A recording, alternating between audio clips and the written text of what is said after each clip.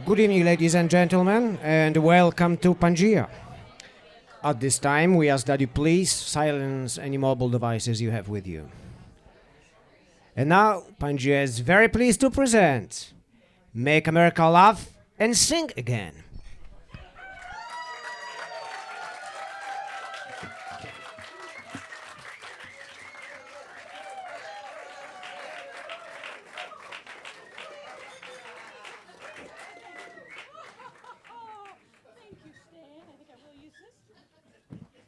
Thank you all for coming out tonight. We're so thrilled to have you all here.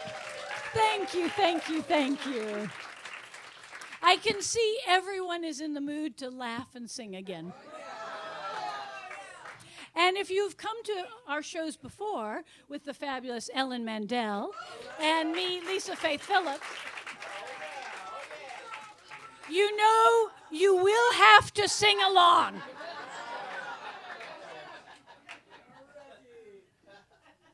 And we are doing this as a benefit for Common Cause. I know a lot of you probably know what good work they do. Founded in 1970, they work to support democratic values. They work to fight gerrymandering. Recently, they have a campaign to ask Facebook to stop posting lies. So they do amazing work, and we're very proud to support them, and we hope you guys will check out their website and learn more about them. And they're already supporting them. And you're already supporting them. Thank you so much. We are supporting them all.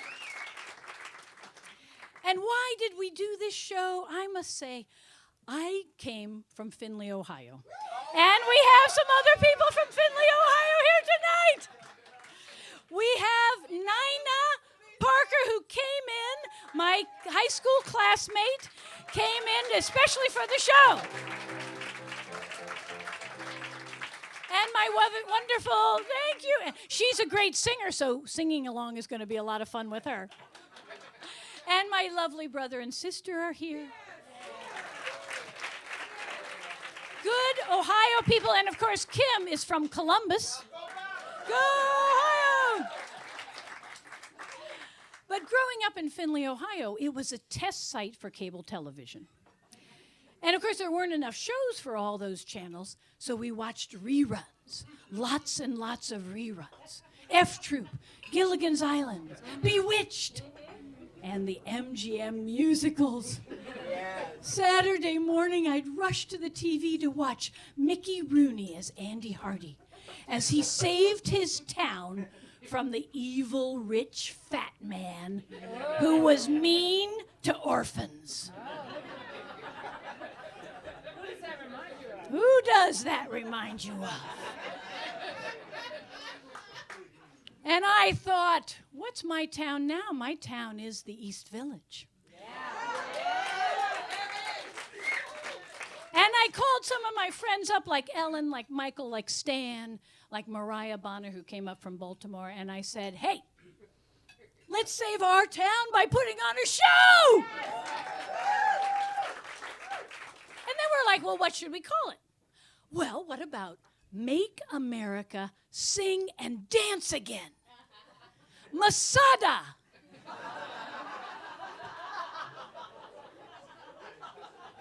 Okay, I had to work on that acronym. So then I thought, Make America Sing and Laugh Again. Everyone loves to laugh. So I ran it by a friend. Masala. She said, it sounds a little like Allah. Oh, come on, this is getting very difficult to be politically correct all the time. Okay, then it became Make America Laugh and Sing Again. Malasa! Everyone join me! Malasa! Uh-oh. Ellen, I think this one. Did not say it? I don't think so. I think we have to do it one more time, and we better hear you. Malasa! I think that was much better. And we are very fortunate to start the evening tonight with the fabulous Stan Baker. I met Stan the first week I was in New York, and we've been friends ever since. And I had the good fortune to see his new one-man show at Dixon Place, and it blew me away. It was so funny and so touching. And he's going to do a few minutes of us for it tonight. Stan Baker.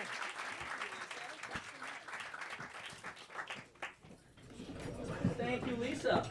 And thank you all for coming to the first installment of Make America Laugh and Sing Again. Right? And if that sounds like a familiar political slogan, it's a total coincidence, okay? Our acronym is not MAGA, it's Malasa. Malasa. Sounds like what Trump calls his wife when the Adderall wears off. But seriously, we will have the red Malasa caps available out in the lobby. And keeping with political tradition, we'll pay you to wear them. Then you'll come to our rallies, yeah? Okay, enough Trump jokes. So yeah, as Lisa was saying, I'm going to share with you a little piece of my new autobiographical solo show, and I'd like to think of it as a kind of an open dress rehearsal because it's a work in progress. So I may be calling for wine. That does not mean I'm asking for cocaine. However, I may feel like asking for cocaine. Please don't give it to me. And now, scene one.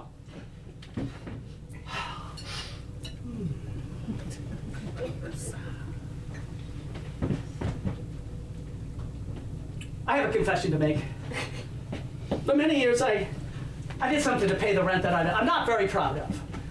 It's euphemistically called event entertainment. But let's call it what it really is, okay? I was a party clown of the rich and famous. Thanks a lot. Yeah, that's right. I played the meet and greets of the ruling elites. The gaudy, fun events, the haughty 1%. Yeah. But I didn't start out that way. No, flashback to Easter Sunday.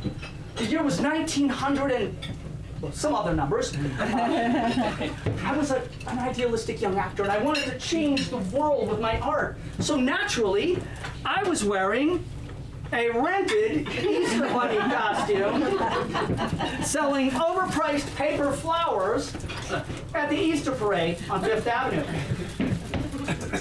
You know, audience challenging, envelope pushing, people's theater.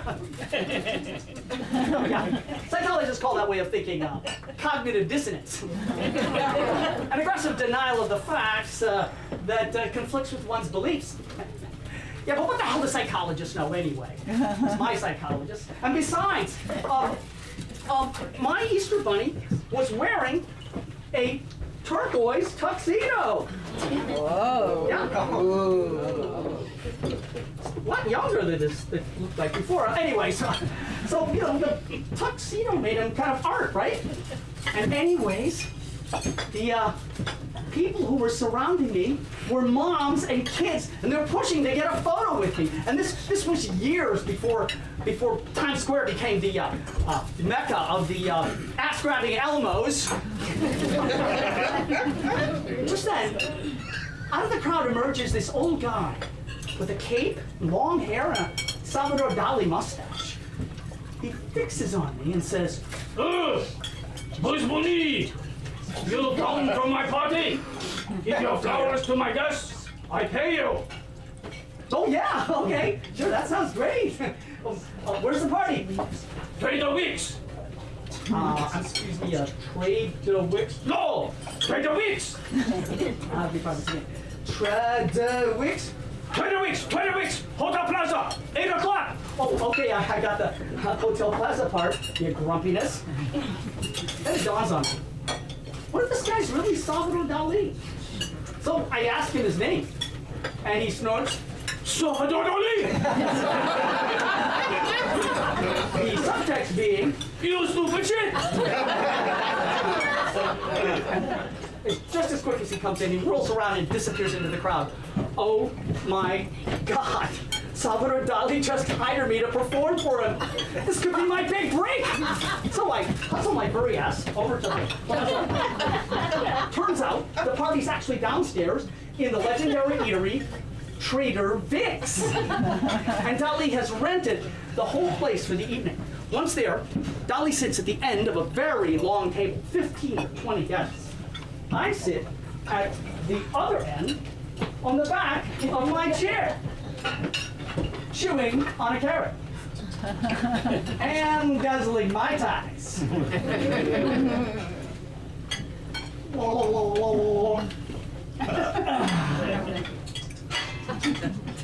Yeah.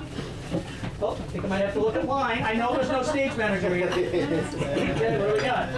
Let's see.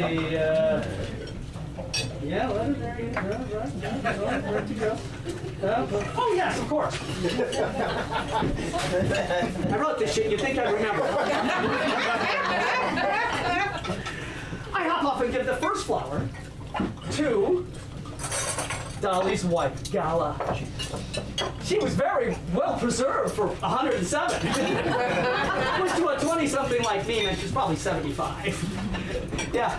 Oh, and then, well, call for line again. Sorry. Oh, sorry. Oh. I really should have hired a stage manager. Are we good? Oh, no. Okay. Yeah. Let's see. Oh, yeah. Yeah. Oh, yeah. So, as we eat, I'll cut the line. As we eat, Dali holds court. And sometimes he comes over to pat my head, hand me another carrot, and grunt. Bugs Bunny! You know, I thought maybe I should point out to him that Bugs Bunny never wore a turquoise tuxedo, especially one with a pink satin vest. But then I remembered, Dali's a surrealist, so he's probably on mushrooms. So I just let it go. Just then, a paparazzo comes in and orders me to pose, well, to strike some pretty questionable poses. Playboy bunny poses. Show us more. After party.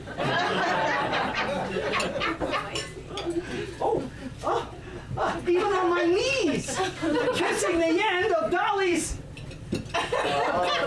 ornate walking stick. That was pretty drunk. I'm not really sure there's any other ornate things there. So, the party starts wearing down, and I notice Dali and Godot are headed for the door. Oh, excuse me, Monsieur Dali. You said you would pay me.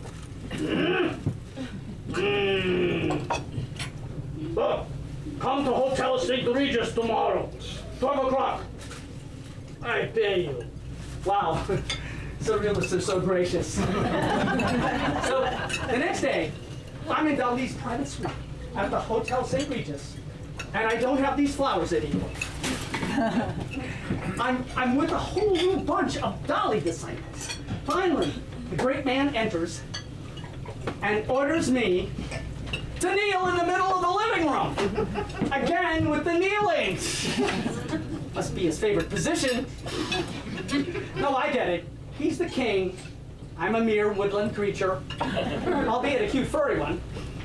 I notice Dali is holding a hat full of something. And as he circles me, everyone gets out their cameras.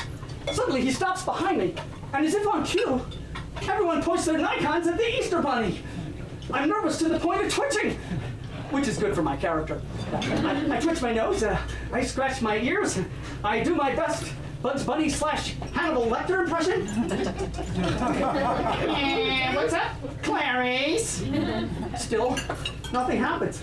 Then, in my peripheral vision, I see Dali holding something over my head. What the hell is going on? The answer comes as he pours out his hat, and it's full of gold coins. They fall into my head and around me on the floor. The cameras flash wildly. Pew, pew, pew, pew, pew, pew, pew, pew. Trusting my actor's instinct, I make a choice. I reach down and pick up a coin, and I sniff it. Turns out to be chocolate Easter candy. Dolly grunts a warning. Oh, Bugs Bunny! Just one! Not good for you! I'm then later told that Dali no longer paints on canvas. Now he has taken to doing action paintings, and I have just been painted by Salvador Dali! Oh man, not just painted, anointed with gold! To state the obvious, it was fucking surreal. Oh my God, this is too much. The symbolism was just crazy. Maybe this rich and famous thing will wear off on me. Maybe. Ha! Maybe! It's in the stars. It's in the gold. It's in the Dali painting of me. But it wasn't. Dali's words. Just one! Not good for you! Turned out to be more than just a warning about the dangers of chocolate. I took it to be a caution against worshiping gold. And it turned out to be a self-fulfilling prophecy. Because no matter how many fabulously wealthy people I would entertain, no matter how many exactingly beautiful parties I would perform at, riches and fame were not to be mine. However, as it turns out, we do have one hell of a chocolate habit.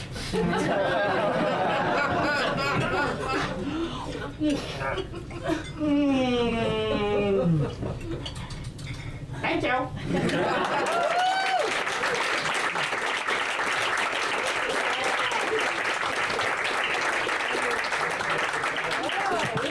Gold up here. Thank you very much, Stan. We're looking forward to the next installment of your one-man show.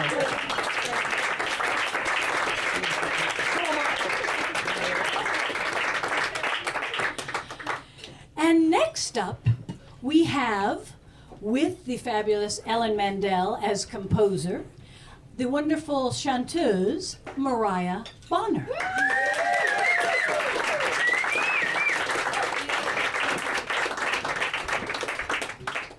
Keep applauding.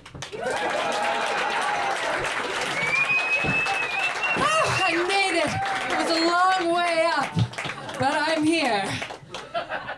And it feels so good to be here. Thank you all for coming out tonight. It was so windy. So I'm pleased that you weren't blown away to Kansas. Ellen. I'm not going to bother with the microphone. You can all hear me. I just want to we're going to do a song that I wrote to a Baudelaire poem, Lucia, which means the cat. And it's a sexy poem. It says, come, my beautiful cat, to my heart, my loving heart. Keep your claws away and let me dive into your beautiful eyes. And then it says, when my fingers caress at their leisure your head and your elastic back, and when my hand becomes drunk with the pleasure of feeling your electric body, I think of my wife or of my woman. So that's kind of the flavor. And Mariah sings it so great. So yay. We know what the Shah really is now. Ready? Let's go.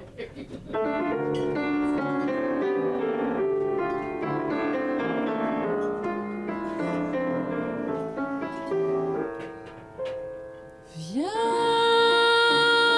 mon beau chat, sur mon cœur amoureux.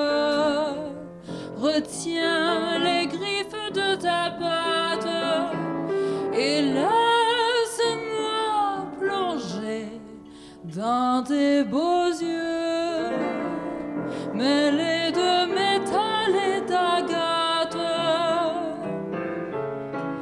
Lorsque mes doigts caressent à loisir ta tête et ton dos élastique, et que ma main s'enivre du plaisir de palper ton corps élastique.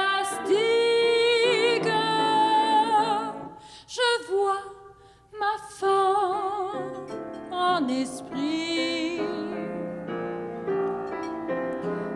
mon regard comme le tien, aimable bête, profond et froid, coupe et fend comme un dard, et des pieds jusqu'à la tête.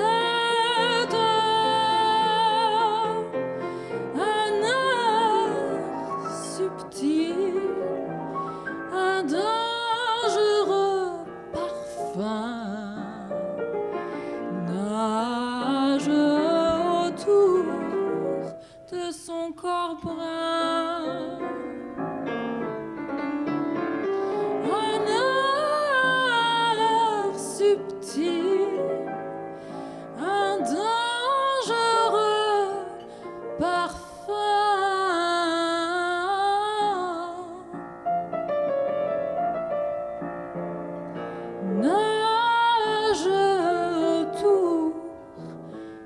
Son corps brun. Oh, oh, oh, oh, viens mon beau chat sur mon cœur amoureux.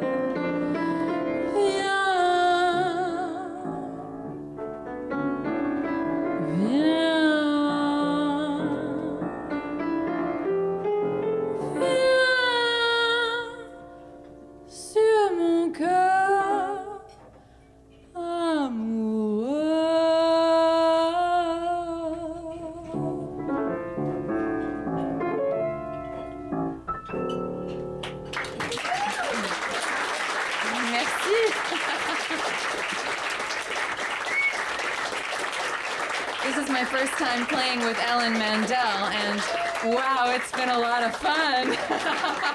Our rehearsals have been just steamy. Next, I would like to welcome Marcus DeGan to the stage, to the piano, rather. He is my wonderful pianist that I've been playing with in Baltimore, and he came all this way, as did I, to be here tonight.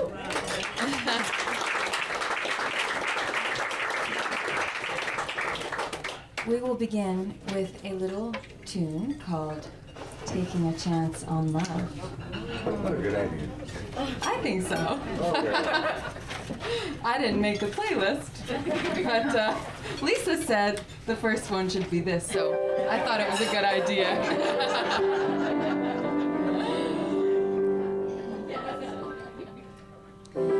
Well, here I go again.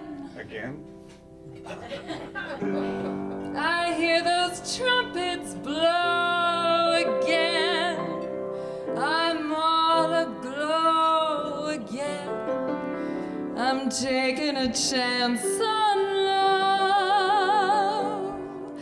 Here I slide again. I'm gonna take that ride again. I'm starry-eyed again. I'm taking a chance on love. I thought that cards were a frame-up I never would try. But now I'm taking the game up, and the ace of hearts is high. Things are mending now. I see a rainbow blending now. We'll have our happy ending now. I'm taking a chance on love. Here I come again. I'm gonna make things hum again. I'm acting dumb again. I'm taking a chance on love.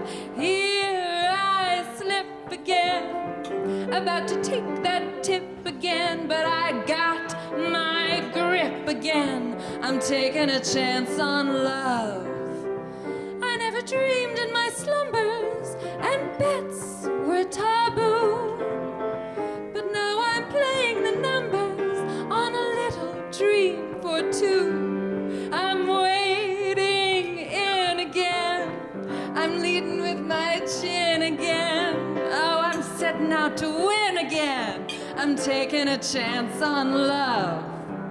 Here I stand again, about to beat the band again. I'm feeling grand again. I'm taking a chance on love.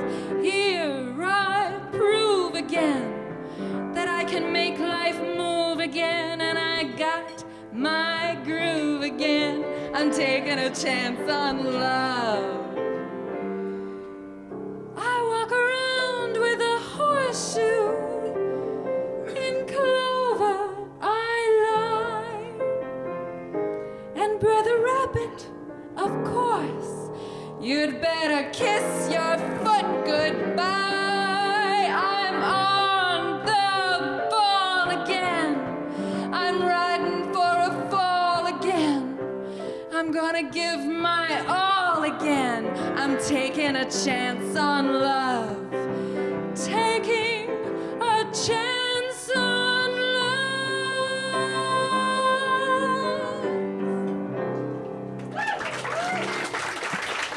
Thank you. Thank you.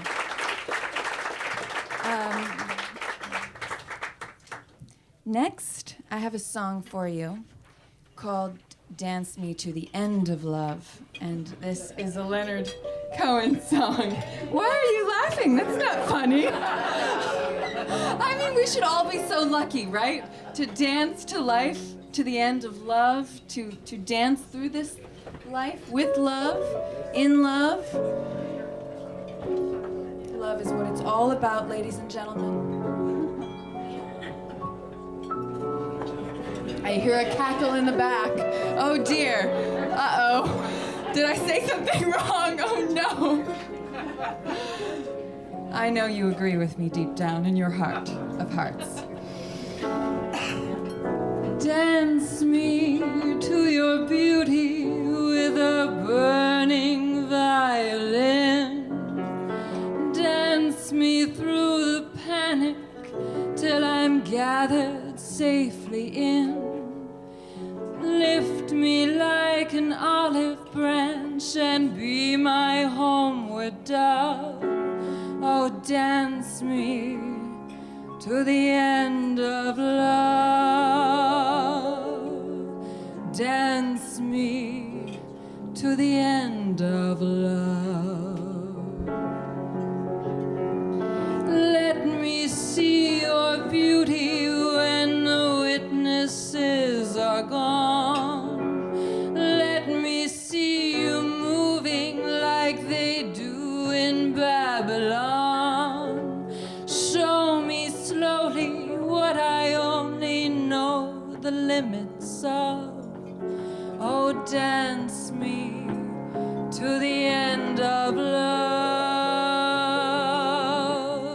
Dance me to the end of love. La la la la la la la la la la la la.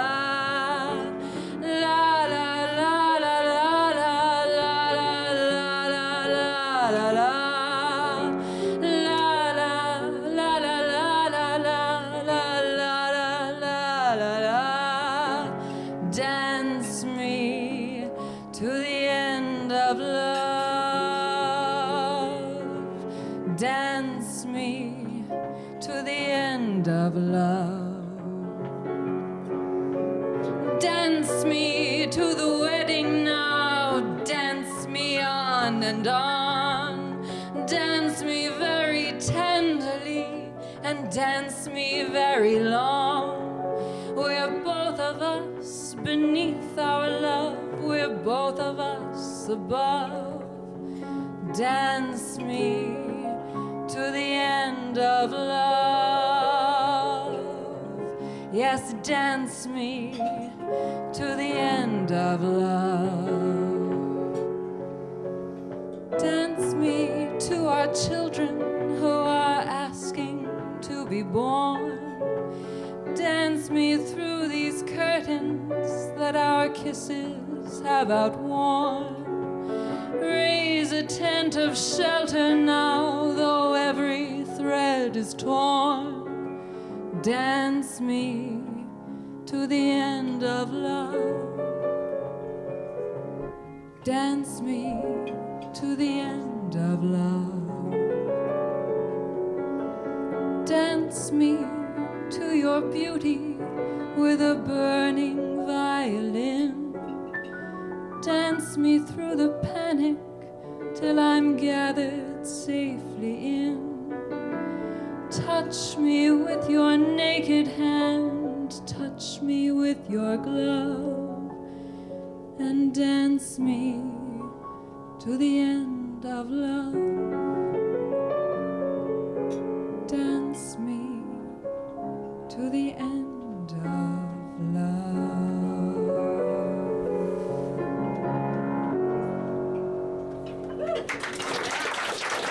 Thank you. Thank you. And thank you to Marcus. He has introduced me to so many fabulous songs, and that was one of them. We have a lot of fun together. I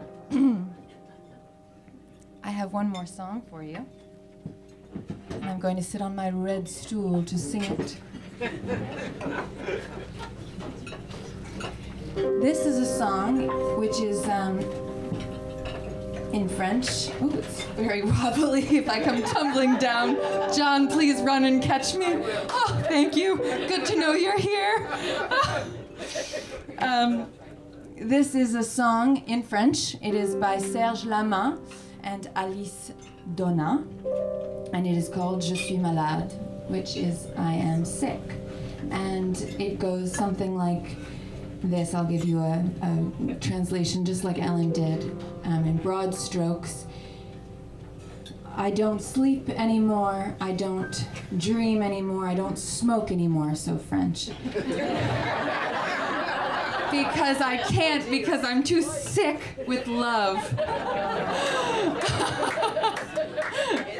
I miss you, you've gone away, I'm by myself now, and I'm like an orphan in an orphanage, and when you go away, I'm dirty, je suis sale, I'm ugly when you're not here, and when you are gone, I don't know what to do with myself. I drink every night, and all whiskeys taste the same.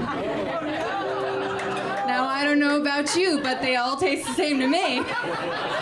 So, I don't know how relevant this is. But it's French, and it's about being sick with love. Only the French can do that. That's right.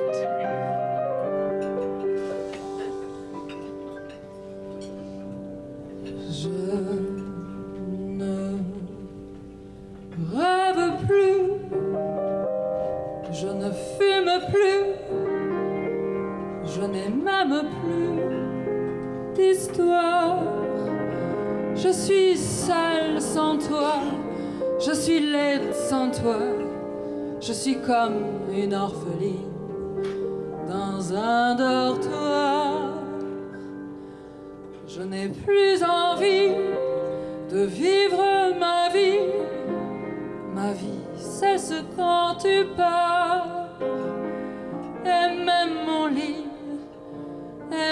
mon lit se transforme en quai de gare. Quand tu t'en vas, je suis malade,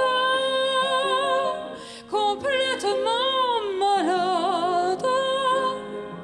Comme quand ma mère sortait le soir et qu'elle me laissait seule avec mon désespoir. Je suis malade, parfaitement malade. Je verse mon sang dans ton corps et je suis comme un oiseau mort quand toi tu dors.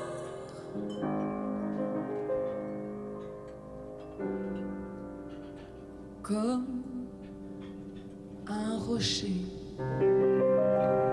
comme un péché, je suis accroché à toi. Je n'ai plus de vie, je n'ai plus de vie, et même mon lit se transforme en quai de gare quand tu t'en vas. Je bois toutes les nuits, mais tous les whisky, pour moi, ont le même goût. Et tous les bateaux portent ton drapeau. Je ne sais plus où aller. Tu es partout, je suis malade, complètement malade. Je verse mon sang dans ton corps et je suis comme un oiseau mort. Quand toi tu dors, je suis malade, parfaitement malade. Comme quand ma mère sortait le soir et qu'elle me laissait seule avec mon désespoir. Et pourtant, j'avais du talent avant ta peau. Cet amour me tue. Si ça continue, je crèverai seule avec moi, près de ma radio, comme un gosse idiot, à écouter mes propres voix, qui chantera. Je suis malade, complètement malade, comme quand ma mère sortait le soir et qu'elle me laissait seule avec mon désespoir. Je suis malade, parfaitement malade, comme quand ma mère sortait le soir et qu'elle me laissait seule avec mon désespoir. Et j'ai le cœur complètement malade, cerné de barricades. T'entends, je suis malade.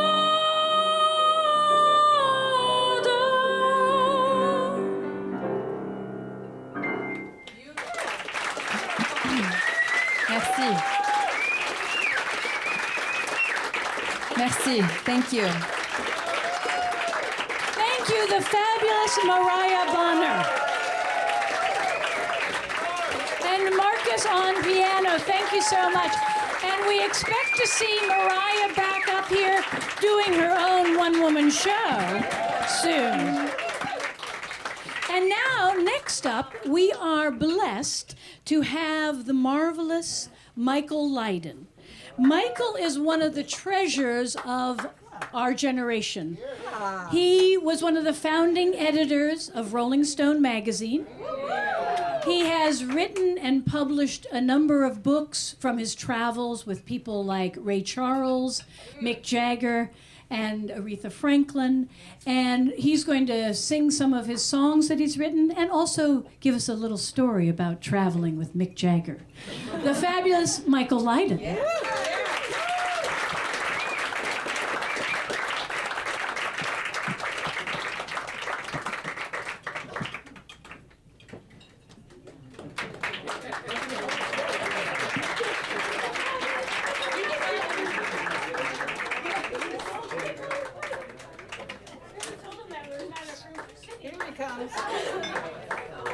Michael is doodling as a waiter.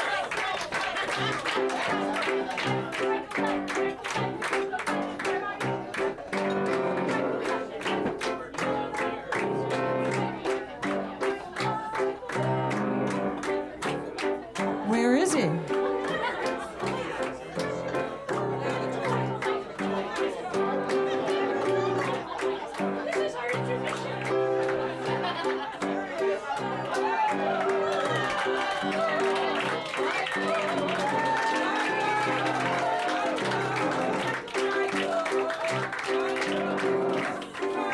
The dressing room is very far away, we found out. The fabulous Michael Lydon!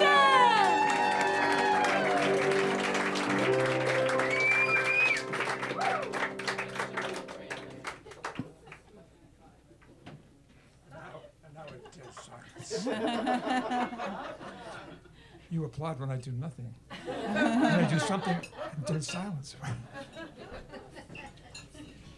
What are those secret documents you have in your pocket there, sir?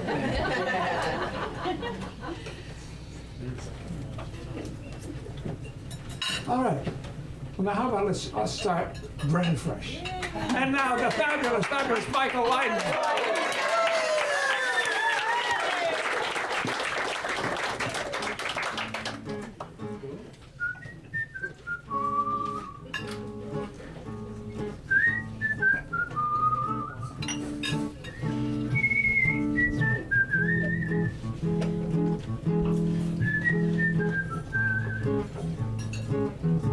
Too many cigarettes,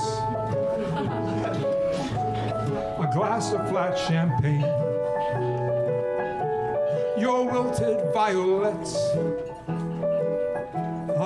Paris in the rain. We crossed the Pont des Arts, blind man tapped his cane, the river swift and dark, Paris in the rain. How can days become weeks, become months, lost in years? How can love that was real, that was true, disappear? You told me not to cry. You'd write from sunny Spain. Au revoir is not goodbye. Paris in the rain.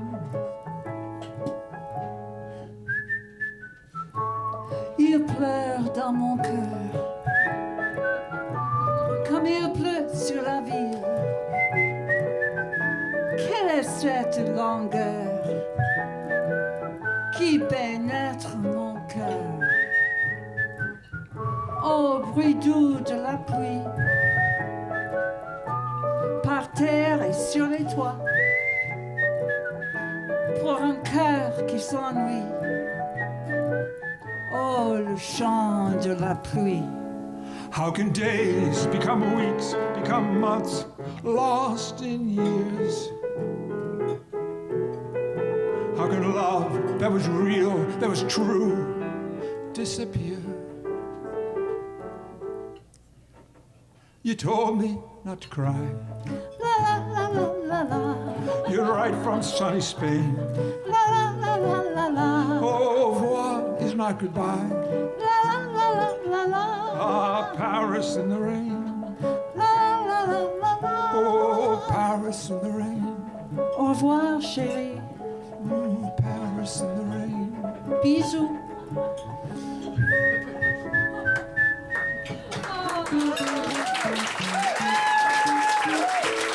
All right, thank you.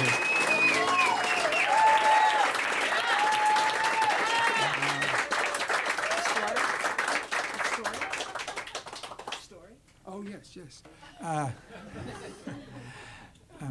As well as a musician, I'm a bit of a storyteller, which really happened to me in journalism.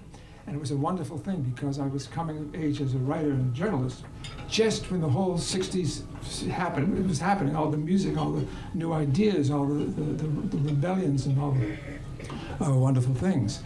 And so tonight, probably the peak of my deal was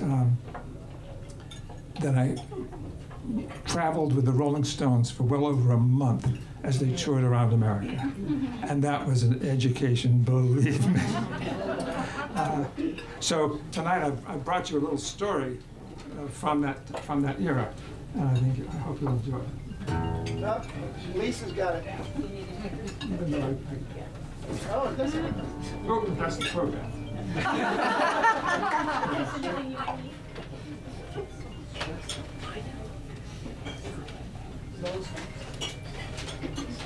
Yeah, okay. I'm having a ball, but it's been the nuttiest show. Okay. On the trip, the Stones played at the Ed Sullivan Show. And so we were sort of just hanging out while they were setting up. And there was a young lady, Kathy. I guess you call her, she was a groupie. But a sweet gal, just a very, I mean, she and I were friends. I mean, she's just a nice person. So here we go. This is something I remember so vividly. So this is Kathy. Here's Kathy. 2 years ago, my girlfriend Mary and I were living in Ojai. It was okay, but boring, and all we ever thought about was Mick Jagger. We loved him a lot more than we loved our husbands. So one day we decided we'd split, get divorces, and move down to Sunset Strip. It was great, you know, hanging out at the clubs. We got to know a lot of the groups, but we still know Mick Jagger. So can you imagine how excited we were one night at the Whiskey A Go-Go that a guy came up to us and said, would you like to, be with the Stones and drive them around when they need to go places? So of course this was right up the gal's alley. So it was this Sam Cutler who picked me up, she told me, and I felt loyal to him. But when we were up at Mick's house the first night, well, I'm only human. We were all sitting around, and Mick said he was going to bed. I was so disappointed. But then he came down again and started pouring perfume on me. And then he said, this little bit of a whisper, would you come upstairs with me then? This was getting down to it. I almost died, but I managed to say, only if my friend Mary can come too. Because we had made a pact right from the beginning that if we ever got that far, one wouldn't leave the other out. But then this is Kathy again. But here's what was the funniest thing. All this time we had been hoping and hoping and hoping. And I've been thinking with every guy, oh, he's great, but he's not Mick Jagger. But then, the next day, how was it? And she said, well, he was great. That's big. He was great, but he's not Mick Jagger.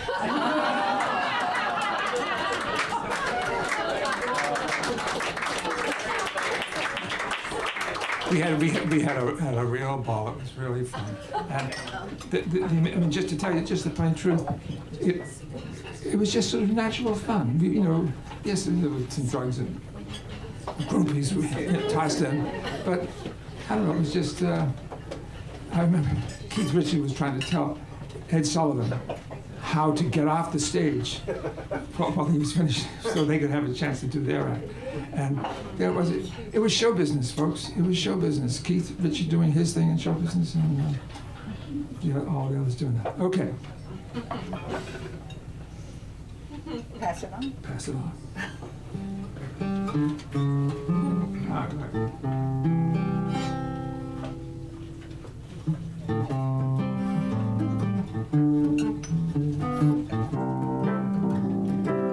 Now you're going to sing along with us.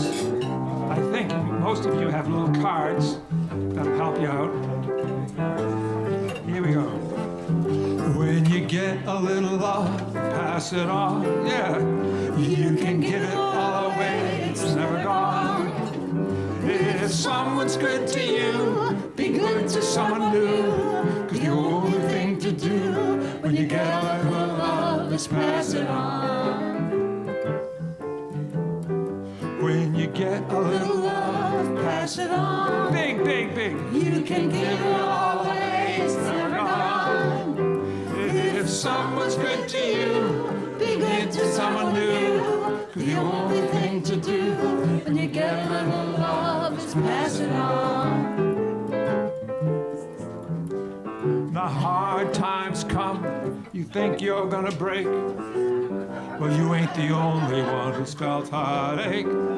Listen to the symphony of tears, folks cry inside. All lonely, we've all got things we hide. When you get a little love, pass it on. Yeah. You can give it all away, it's never gone. If someone's good to you, be good to someone new. 'Cause the only thing to do when you get a little love is pass it on. times come, you think you're gonna break. Well, you ain't the only one who's felt heartache. Listen to the symphony of tears folks cry inside. We're all a little lonely, we've all got things we hide. Like that nice man on the bus who held you when you tripped. Without his helping hand, you might have busted your hip. But did you know that very day he'd heard his child was dying? And he was smiling on you to keep himself from crying. That little bit of love was God's little gift. Now didn't it give you spirit? Such a sweet lift. Well, it's hard to thank God, he's way up in the sky. But loving your neighbor, that's a good way to try. So when you get a little love, pass it on. Yeah. Woo! You can give it all away, it's never gone. If someone's good to you, be good to someone new. The only thing to do when you get a little love is pass it on. Right now, super pianissimo. When you get a little love, pass it on. You can give it all away, it's never gone. If someone's good to you, be good to someone new. 'Cause the only thing to do when you get a little love is pass it on. Now bring the roof down. When you get a little love, pass it on. Yeah, you can give it all away, it's never gone. If someone's good to you, be good to someone new. 'Cause the only thing to do when you get a little love is pass it on. That's right. Oh, a smile can do it, you pass it on. Oh, a friendly hello, you pass it on. Oh, oh, pass it on.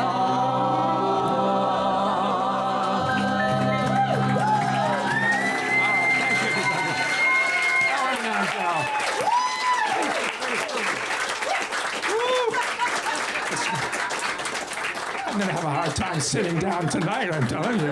Woo! Thank you, everybody.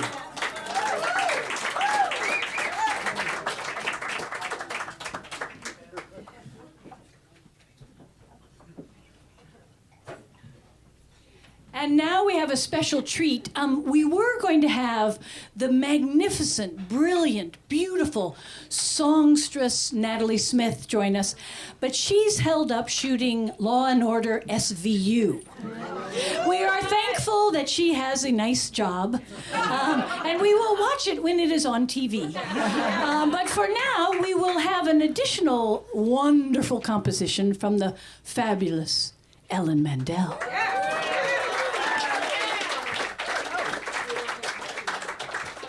Okay. I was in the wrong spot. Take this down so I can sing to you very expressively. Okay. Well, this is a song that I wrote called Godot's Blues, and basically we felt that without Natalie and just with singing and comedy and everything, we weren't giving enough for your money, for your good cause. So I thought I'd give you the whole play, Waiting for Godot, in about 3 minutes. You know, and then you can say you've seen Waiting for Godot.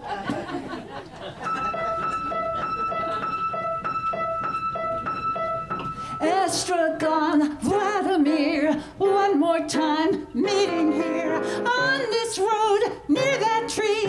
Feels like eternity. That's the play Beckett wrote. Waiting for Godot. First you take off your boot, then you put on your boot. Chew a bone, change your hat, talk of this, think of that. That's what you do while you're waiting for Godot, or while you're waiting for Trump to go.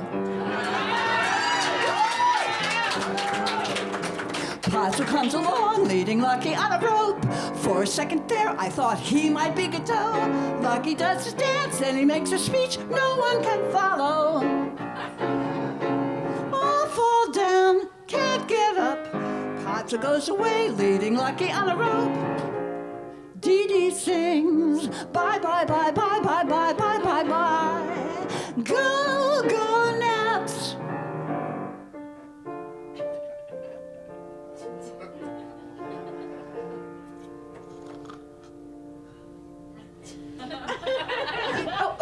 That's what they do while they're waiting for Godot.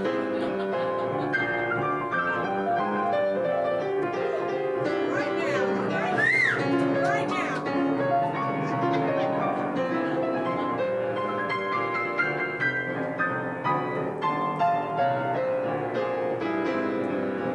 Hang yourself from the tree, got no rope, wait and see. Little boy makes the scene. Who is he? What's he mean? Don't lose hope, he will come tomorrow. Sun goes down, moon comes up.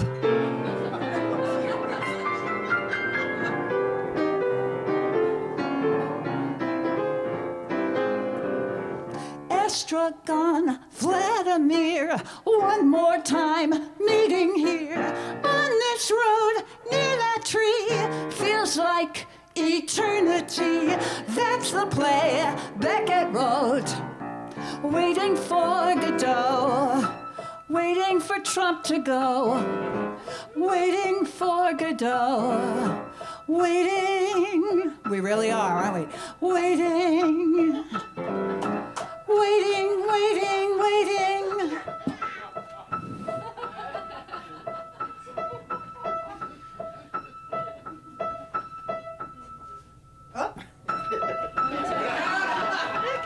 That's what they do while they're waiting for Godot.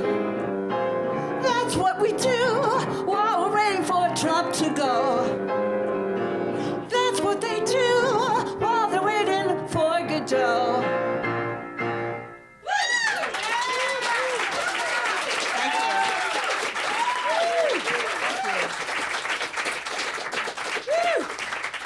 Thank you, Ellen. You're always, of course, we thought, well, Natalie's not showing up. Ellen's like, well, I'll do a full play. Okay. Ellen and I had the good fortune of being introduced 20 years ago. Wow. I wanted to do a show with humor and song, and I was introduced to Ellen as a fabulous composer. And initially, when I went over to her and Michael Lydon, her husband's apartment, I was a little intimidated because Ellen went to Harvard and Michael went to Yale. And I was like, oh my gosh, here I want to make some kind of funny songs, And Ellen is so hysterical to work with. So we developed this very entertaining show, 7.5 Habits of Highly Effective Mistresses. Thank you. It's not only entertaining, but it's very educational. Very educational. Unfortunately, I'm only allowed to use that title when referring to the lawsuit. Yes, and unfortunately, no. My lawyer said I can't use 8 habits, I can't use 6.25 habits. Fortunately, I was sued by the Franklin Covey Corporation, owner of the trademark 7 Habits of Highly Effective People, which it was a parody of. And you can't copyright a title, but you can trademark it. Now, fortunately, I have a thing for Jewish lawyers. So my 10 lawyers told me I could win based on First Amendment parody, but it would be probably pretty expensive. So I said, how do I settle?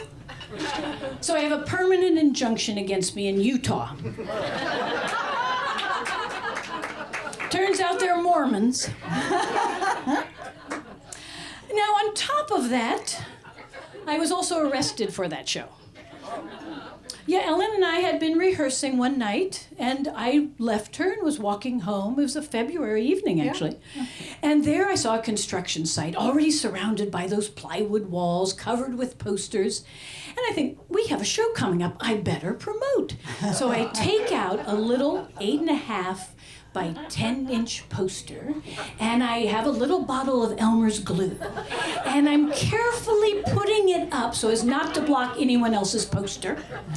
And I hear a car drive up behind me, vroom, and a voice, "Excuse me, ma'am, what are you doing?" I turn to see two undercover policemen get out of a yellow taxi cab. They come towards me and confiscate my Elmer's glue. They study the poster. Now you have to picture the poster. It was me wearing a red and black corset with strategically placed tassels. I made it myself. I'm very crafty. Garters and stockings. And I was holding a bejeweled riding crop. Now, I'm guessing if I was doing, say, a production of Romeo and Juliet at the community center, they would have let me go. As it was, I was handcuffed and taken to the yellow taxi cab. Now, the one guy was about 27, tall, sweet, and dim. He played the good cop. The other policeman, Kevin, was short, dark, and hairy. Just my type. Now, Tony apologized as he put me into the taxi cab. "I'm really sorry we gotta take you in. In the old days, we just would have given you a ticket. But under Giuliani, they want us to make downtown look nice. You can die on the street above 96th Street, but below 96th Street, we gotta clean the place up." They asked for my ID, and I didn't have one because I just was over at Ellen's. So they told me they were going to drive me to my apartment to get an ID. Then I was really nervous. My apartment was such a mess, I figured it would add to the crime. Inspiration strikes. I point out, that is me on the poster. They agreed to let that be my ID. Now, normally they would have driven me over to the police precinct on East 5th Street, which for years was featured at the beginning of NYPD Blue. Yeah. Unfortunately, it was closed for renovation. So they drove me over to Avenue D and 10th Street, then a very rough neighborhood with rundown housing projects. Tony apologizes again, but they'll have to put me in a cell while they run my information up to Albany to see if I'm wanted in another state. I briefly wondered if I was wanted in another state. They take off my belt and my shoelaces so I can't hang myself in my cell. And Tony has to fill out a form in triplicate. He asks my age, and when I tell him, he shouts my age loudly in wonderment. "You look great!" I'm not sure that makes me feel better, but I thank him. I am charged with criminal mischief, committing graffiti, and materials to commit graffiti. Tony told me it was the Elmer's glue. The Elmer's glue. Tony apologizes again, but they'll have to put me in a cell where there are already other inmates. They put me in an 8-foot by 8-foot cell. I try to act tough when I walk in. But the cellmates are too strung out to notice. One is slumped in the corner. Another perches on the bench, sort of catatonic until a policeman walks by, and then she jumps up and says, "Can I have a cigarette? Please, can I have a cigarette? I really need a cigarette." The third stands at the bars, and she slowly sinks down. And just when you think she's gonna fall over, she pops back up again. And I recall that time I tried heroin, and I think, there, but for the grace of God, go I. I sit gingerly on the bench, trying not to touch anything, and I look around. Now, this police station is not like anything you see on CSI. Here, there's a bunch of policemen crowded around one computer terminal with one policeman typing with 2 fingers. All the others wait with their triplicate forms in hand. And I think, I have got to make these guys more efficient. Give them new computers, typing lessons. Now, all I was going to do was rehearse that night. So I think, well, I can get up and run the show. So I stand up in my cell and I begin the show. How to be a bad girl, it's easy to do with the help of Dr. Faith. At the thought of his touch, would you even go Dutch? That's when you need my book so much. Cute cop Kevin comes rushing over. Shh, they're gonna think you're crazy. I was touched. He clearly cared. There was a definite attraction between us. I felt like dry kindling and he was a match. Whoa. I noticed he wasn't wearing a wedding ring. And I thought, how can I seduce him through the bars? I'm wild again, beguiled again. Suddenly a blood-curdling scream from the next cell ruins the romantic mood. And Kevin rushes off to see what's happening. I sit back on the bench and run my lines silently. At 2 a.m, suddenly the bars all open up and all the other inmates are taken out and lined up. Manacles are put on their ankles and a thick chain is run through the manacles, forming an actual chain gang.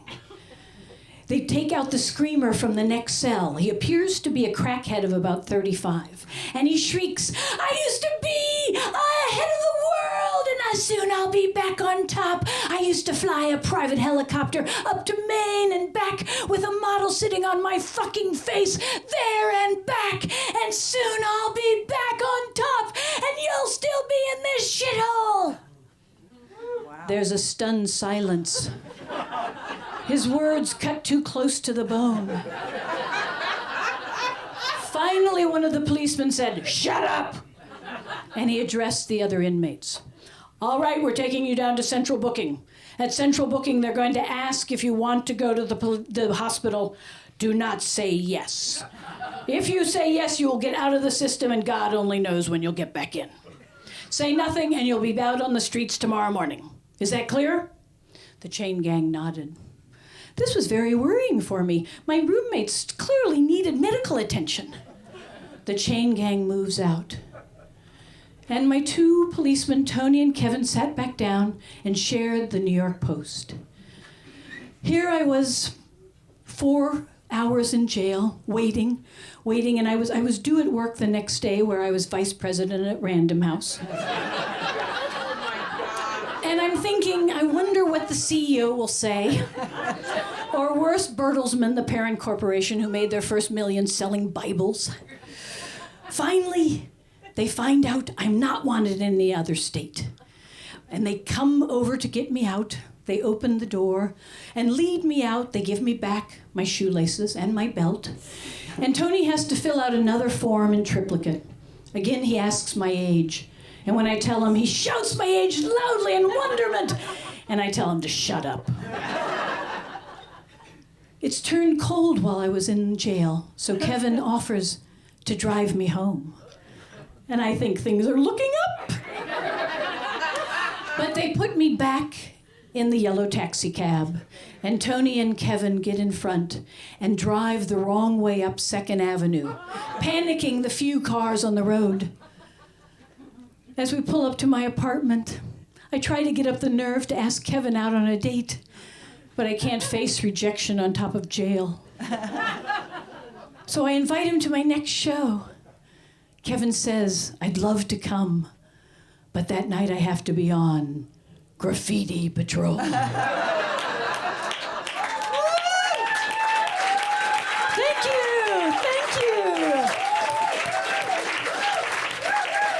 And now I think we better do a number from the show that we were sued for and that I went to jail for.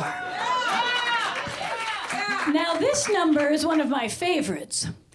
It plays to Ellen Mandel's strengths. Ellen Mandel in the show plays a character of Mistress Ethel. Mistress Ethel is a dominatrix and financial planner. She'll take care of all of your insurance needs, and you will need insurance. Just make sure she binds you before she binds your policy.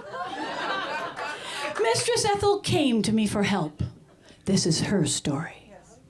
I'm Mistress Ethel. Hello, Mistress Ethel! And I love living in the buff. And I sometimes like it rough. And occasionally eat muff because I cannot get enough. In the Ukraine, she screwed Zelensky and then Pompeo. I used my whip and gave him quid pro quo. Rudy. Moving to Tehran in search of nukes, she shagged old Rouhani. He's my favorite dictator, but it was no weapon of mass destruction. Little Putin cried. Boo! Bolton's mustache testified guilty! And that's how I brought my peace to the Middle East. I love living in the buff, and I sometimes like it rough. Ow! And occasionally eat muff. Because I cannot get enough. In Washington, she tried to fuck Vice President Mike Pence. But his wife, put up a fence. Oh, and she then put him in quarantine. Quarantine! Back in London town, she loved the prince and little Meghan too. I really made the scene And ended up with the queen.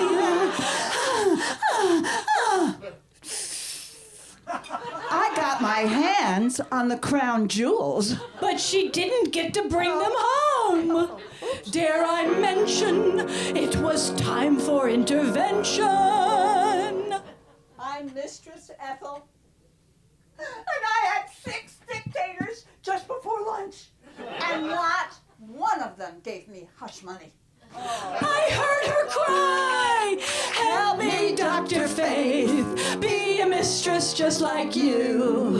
Help me, Dr. Faith, be a mistress just like you.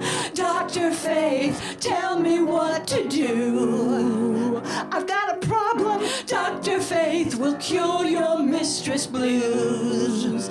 Just learn the secrets. Dr. Faith will cure your mistress blues. We trained Melania.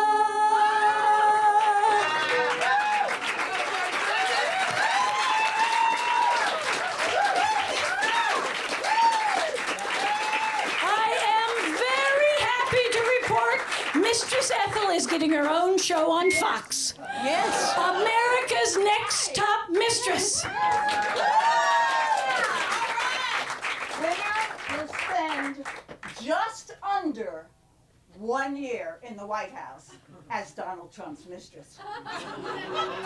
Every night she'll get to hear the Donald shout out, I'm a very stable genius.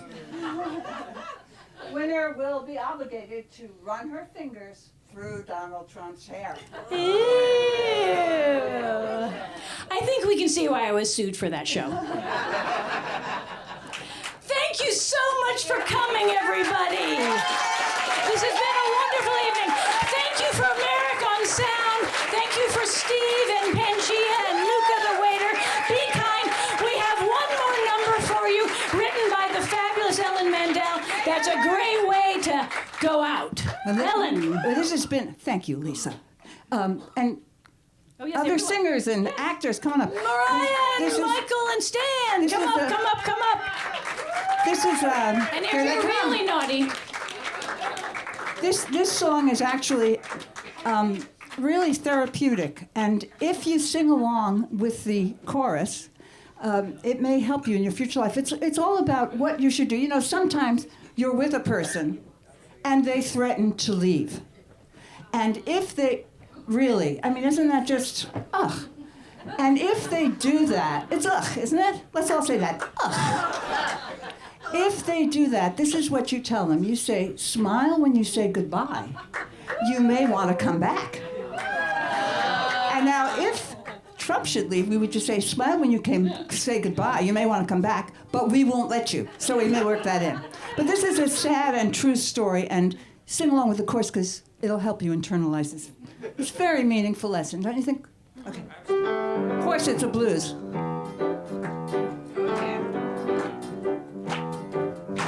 One winter night, a year ago, this old lover of mine, he told me he was leaving. It was the third or fourth time.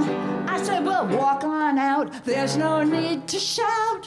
When you get there, drop me a line. Now here's the chorus. I said, I'm not gonna cry, no, and I'm not gonna wear black. I look better in spangles. I'm not gonna cry.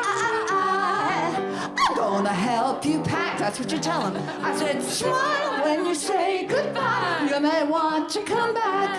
So that's the moral. And if you sing along next time, a little louder, it'll help you learn this important lesson. I know it will never happen to anyone here, but maybe a friend. Here we go. He said, Ellen, you've been flirting too much. What? With my friends Charlie and Joe. Well, I never. He said, honey, you've lost that loving touch. Our love has lost its glow. That hurt my feelings. I said, don't start yelling at me. Just get up and go. So what I tell him? I said, I'm not gonna cry, no, and I'm not gonna wear black. No, no, no, I'm not gonna cry. I'm gonna help you pack. That's what you tell him. You say, smile when you say goodbye. You may want to come back. Whistle it, Michael.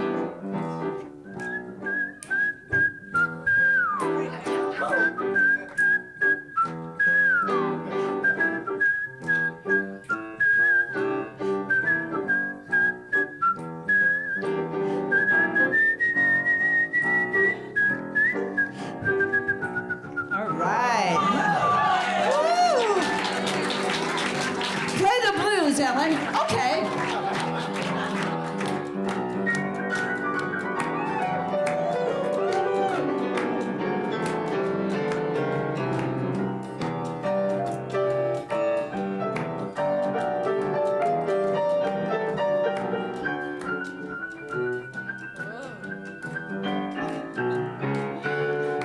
Well, a couple of days went by.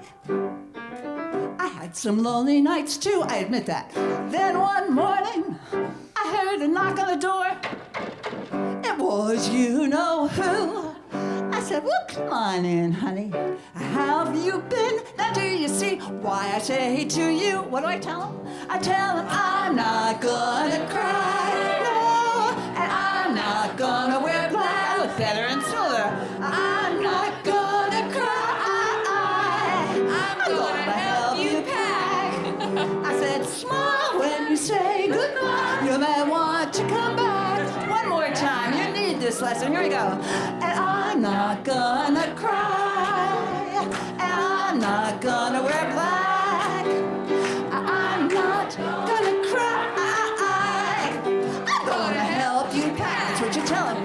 I said, smile when you say goodbye. You may want to come back. Now just that moral. Smile when you say goodbye. I said, smile when you say goodbye. You may want to come back. And we won't let you, Donald Trump. One more time.